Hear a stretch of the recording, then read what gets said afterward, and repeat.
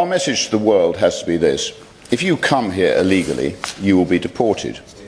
Not housed in luxury accommodation, fed and cared for at the taxpayer's expense, deported. Not allowed to roam the streets entirely unchecked, with no limits, deported. Not free to apply for asylum under whatever lie the Home Office is buying this week, deported. Removing those with no right to be here is not cruel, it's not heartless, it's necessary. Language matters.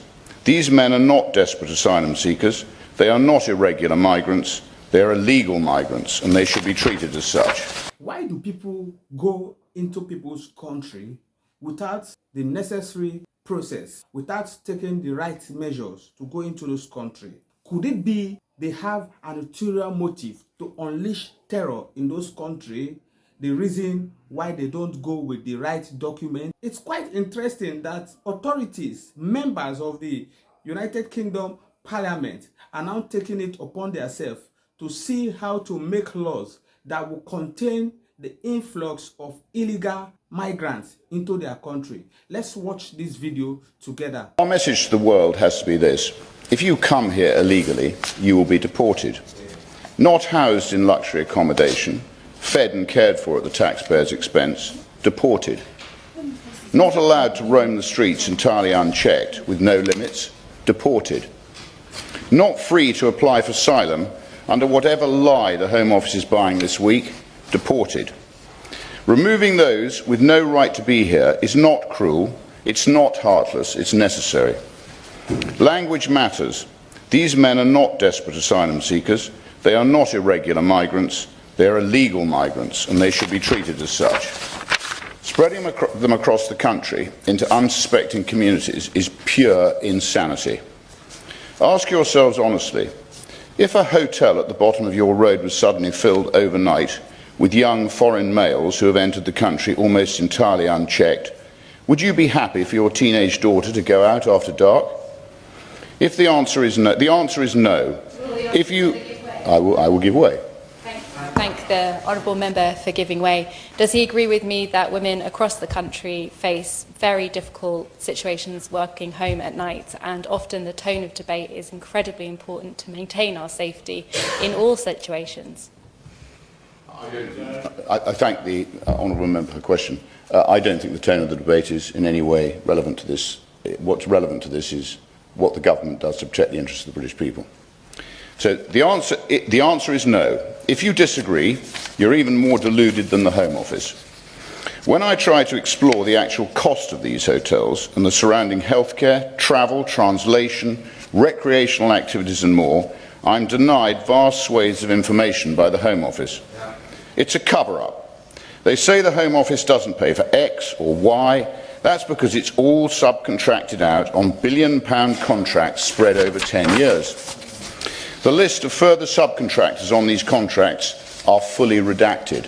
Why might that be? Again, it's a blatant cover-up. Let me be abundantly clear. The full cost of these hotels is being concealed from the British public. I am doing everything in my power to uncover the truth. Locals aren't even informed about what's happened in their town. I asked the Home Office to develop a consultation process with residents before a hotel is hijacked. They refused and reminded me of their obligation to care for illegal migrants. What about the safety and needs of tax-paying local residents? Hotels are being filled with these young men in close proximity to girls' schools. Does anyone here find that acceptable? I've pushed the government to undertake a review into the impact on British women and girls of crime emanating from these hotels. Again, they refuse. Who is the Home Office actually serving? Sadly, I have little doubt that there is far more crime being committed by illegal migrants than we are being told. I've raised this time and again with the government. Nobody seems to care. There are roughly 30,000 illegal migrants in hotels around the country. As we know, the vast majority are young males, many from cultures that do not respect women. This is not racist, far right, or whatever else. It's a reality, one we must start to deal with. Secure detention is required, not open hotels. If the facilities don't exist, build them. If we get serious on deportations, they won't be necessary for long. Send the following message and the boats will stop. If you come to the UK illegally, you won't be met with luxury accommodation. What will the British government do to you? 2 words: detain, deport. This is the only way. Thank you. So, with this, as the Honourable Member of the UK Parliament has stated, I think it will be very, very vital for them to have a safe and a secure society where their female children will be very much safe without being afraid of moving out or going on errands. It will be very good, I mean very, very good for the authorities to make it clear and sound enough to everyone who intends to go into their country illegally, to be knowledgeable enough to know that if you come in illegally, you will be detained and deported as well.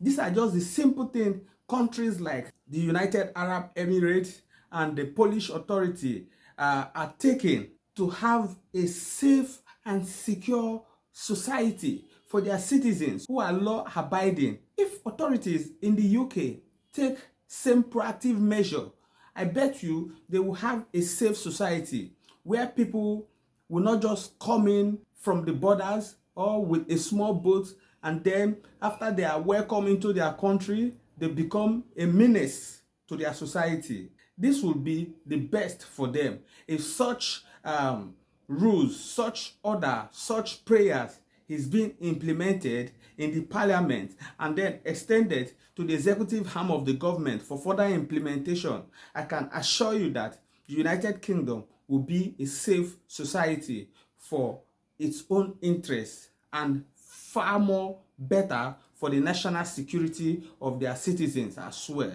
We would love to know what are your thoughts in the comment section. Do well to drop it there as we see you in our next video.